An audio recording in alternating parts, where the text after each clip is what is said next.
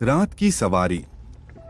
स्वागत है आपका स्टोरी टेल्स की कहानियों की दुनिया में। आइए सुनते हैं यह रोचक कहानी। रात के 2 बज रहे थे। जोरों की बारिश हो रही थी। घना अंधेरा था। बादल रह रहकर गरज रहे थे। थोड़ी थोड़ी देर पर बिजली चमकती तो आसपास की चीजें दिखाई पड़ती थीं। अन्यथा हाथ को हाथ दिखना भी मुश्किल लग रहा था। झारखंड के घाटशिला स्टेशन के बाहर रामदीन अपना ऑटो लगाए सवारी का इंतजार कर रहा था। इस मौसम में सवारी मिलने की उम्मीद कम थी, फिर भी हो सकता था कुछ देर बाद आने वाली ट्रेन से कोई सवारी आ जाए।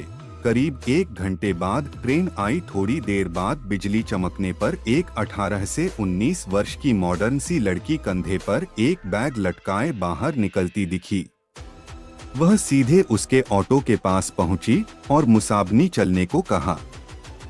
रामदीन ने कहा कि रात का वक्त है, इसलिए वहां चलने पर 500 रुपए लूंगा, नहीं तो 2-4 घंटे इंतजार कर लीजिए, सुबह 100 रुपए में ले चलूंगा।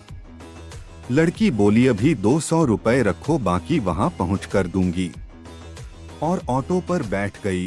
रामदीन ने ऑटो बढ़ा दिया।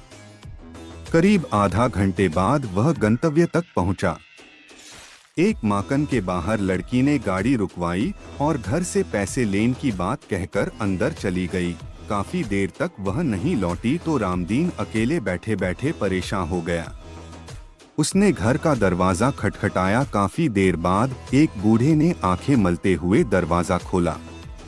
उसने पूछा, कौन हो तुम और इतनी रात को किस लिए आए हो? रामदीन बोला, जो में साहब थोड़ी देर पहले आई हैं, उन्होंने मेरा पूरा भाड़ा नहीं दिया है। बूढ़े ने आश्चर्य से उसकी ओर देखा।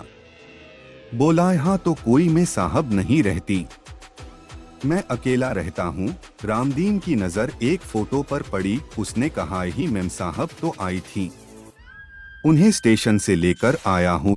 बूढ़े ने उसे आश्चर्य से देखा, फिर बोला, इस लड़की को मरे 8 साल हो गए, देखो फोटो पर माला डाला हुआ है, ये मेरी पोती थी, ये कैसे आ सकती है?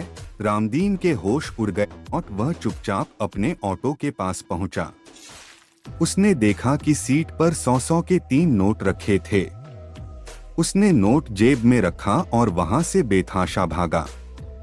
उस दिन से उसने रात में ऑटो चलाना छोड़ दिया।